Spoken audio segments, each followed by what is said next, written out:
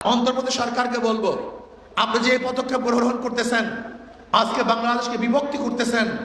আজকে যাদেরকে বিচারের আওতায় আনা উচিত ছিল তাদেরকে বিচারের আওতায় না এনে আপনি আমাদের এক বিশাল গোষ্ঠীর সাথে প্রতিপক্ষ সৃষ্টি করেছেন। আমার মনে হয় এটা আমাদের জন্য কল্যাণকর হবে না। এর জন্য হুঁশ করে কাজ করতে হবে, হুঁশ করে কাজ করতে হবে। আমি বাংলাদেশের অবস্থা খুব ভালো দেখছি না। এর জন্য আমি শ্রমিক বন্ধুদেরকে বলবো, সচেতন থাকুন। যখন যেই সময় ডাক দেয়া হবে রাস্তায় ঝাঁপিয়ে পড়বে ইনশাআল্লাহ। বিসমিল্লাহির রহমানির রহিম। ওয়াজাহিদু ফিল্লাহি হাক্কা জিহাদি। সাদাকাল্লাহুল আলিয়্যুল আযীম। সবাই পড়ি সাল্লাল্লাহু আলাইহি ওয়াসাল্লাম। ইসলামী শ্রমিক আন্দোলন বাংলাদেশ কর্তৃক আয়োজিত আজকের সম্মেলনের সম্মানিত সভাপতি,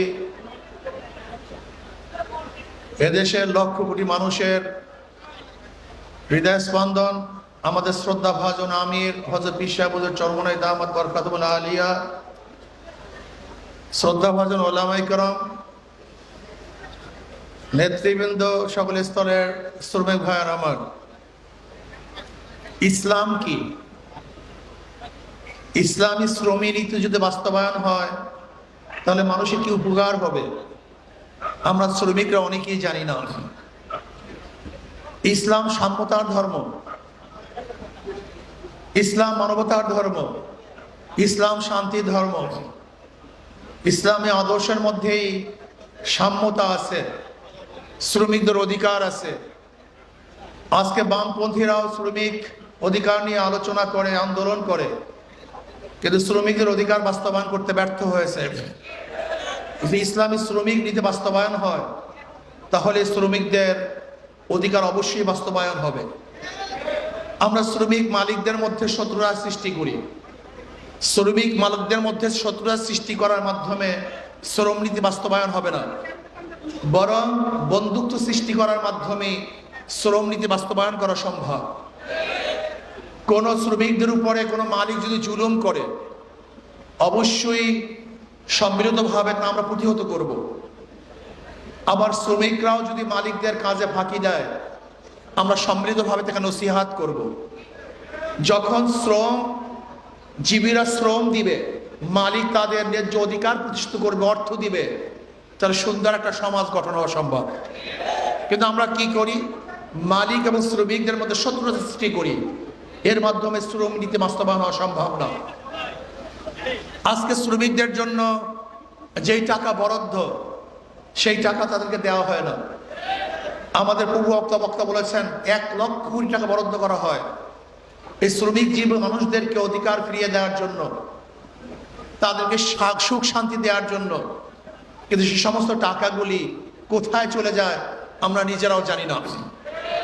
আমরা চাই বাংলাদেশের প্রত্যেকটা শ্রমিক তারা পেট পুড়ে খাবে, তারা ভালো বস্ত্র পরিধান করবে, ভালো ঘরে থাকবে, তাদের মুখে হাসি থাকবে, তাদের বাচ্চাদের চেহারার মধ্যে হাসি থাকবে, তাদের স্ত্রীদের চেহারার মধ্যে হাসি থাকবে, তারা স্বাচ্ছন্দ্যে জীবন যাপন করবে।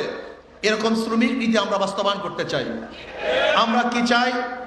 আমরা চাই বাংলাদেশকে এমন এক রাষ্ট্র গঠন করতে যেখানে হাসবো সবাই সম্মিলিতভাবে একই সাথে হাসবো, কাঁদবো সবাই একই সাথে কাঁদবো, খাবো সবাই একই সাথে খাবো, আমরা ভালো থাকবো সবাই একই সাথে ভালো থাকবো।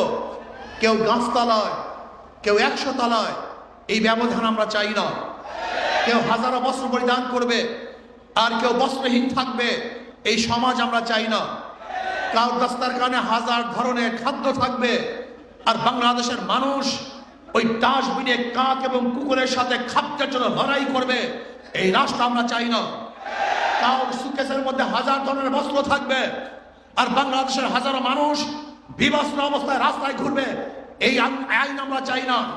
আমরা চাই না আমাদের বাংলাদেশের কোনো মানুষ গাছতলায় আকাশের নিচে থাকবে, এরকম বাংলাদেশ আমরা চাই না।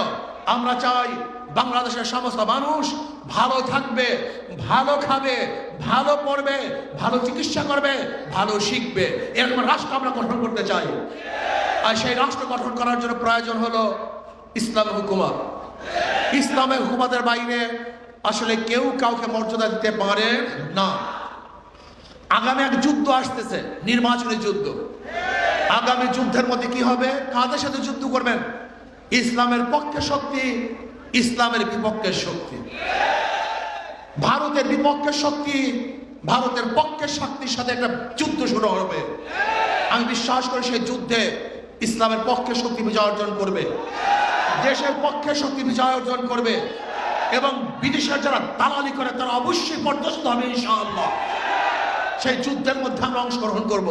সেই যুদ্ধ শুরু হয়ে গেছে। এর জন্য আমি শ্রমিক বন্ধুদেরকে বলবো, এখান থেকে যাওয়ার পরে নহে সমাপ্ত কর্মপদের অবকাশ কোথায় বিশ্রামের, আজকে এখান থেকে ঢাকা থেকে যাওয়ার পরে আমরা সিদ্ধান্ত গ্রহণ করব, আমার 24 ঘন্টার সময়ের মধ্যে আমি কত ঘন্টা সময় দাওয়াতি কাজে ব্যয় করব। আমরা যেখানে যে শ্রমিক পাবো আমি তাদেরকে দাওয়াত দেব। বাংলাদেশে প্রায় 80% শ্রমিক, এই 80% শ্রমিক যেই পক্ষে থাকবে তারাই বিজয় অর্জন করবে। আজ ইসলামী শ্রমিক আন্দোলনের প্রত্যেকটা নেতা কর্মীদেরকে, প্রত্যেকটা শ্রমিক কাছে যেতে হবে।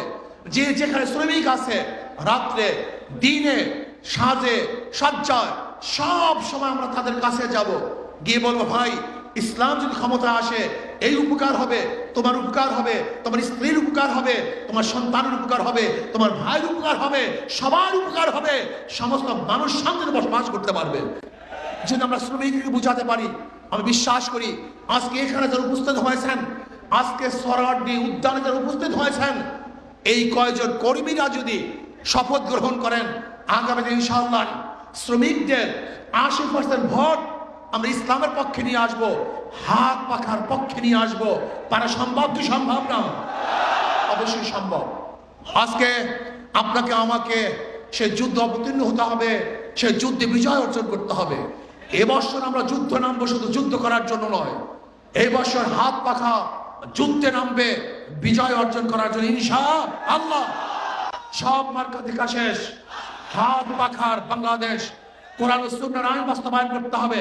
এর জন্য আমি শ্রমিক বন্ধুদেরকে বলবো, আসুন আমরা শপথ গ্রহণ করি, অবশ্যই অবশ্যই আমরা কাজ করব, দাওয়াত দিব, সমস্ত শ্রমিকদের কাছে কাছে যাব এবং বলবো, হাত পাখা শান্তির প্রতীক, হাত পাখা মুক্তির প্রতীক, হাত পাখা মুক্তির প্রতীক।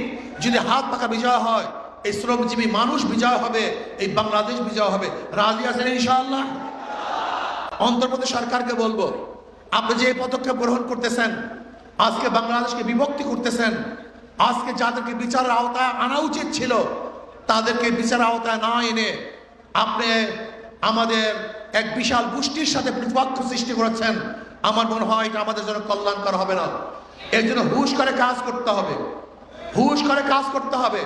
আমি বাংলাদেশের অবস্থা খুব ভালো দেখছি না। এর জন্য আমি শ্রমিক বন্ধুদেরকে বলবো, সচেতন থাকুন। যখন যেই সময় ডাক দেয়া হবে রাস্তায় ঝাঁপিয়ে পড়বে ইনশাআল্লাহ। কাজী আগামীতে ইসলাম হুকুমাত হোক, ইসলামী আন্দোলন বাংলাদেশ হাত পাখা বিজয় হোক। আল্লাহ আমাকে এবং আমাদের সবাইকে একই সাথে কাজ করার তৌফিক দান করেন। ওমা আলাইনা ইল্লাল বালাগ।